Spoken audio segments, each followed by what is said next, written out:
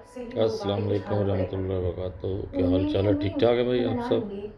आज जुम्मा है, सब ने जुम्मा पढ़ने जाना है और दुआ करनी है पाकिस्तान के लिए। अल्लाह ताला हमारे मुल्क को अपने मुसलमान में रखे और पूरी दुनिया में जितने मुसलमान हैं सबकी मुसीबतें मुश्किलें आसान फरमाए। अपना बहुत ख्याल रखिएगा। ओके, खुदा हाफिज़।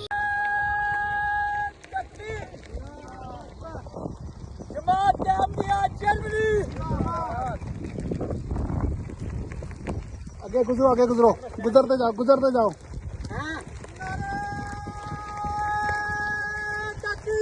अल्लाहु अकबर। हज़रत मोहम्मद मुस्तफा सल्लल्लाहु अलैहि वसल्लम। गुलाम अहमद की जय, गुलाम अहमद की जय। नारे तकबीर, अल्लाहु अकबर।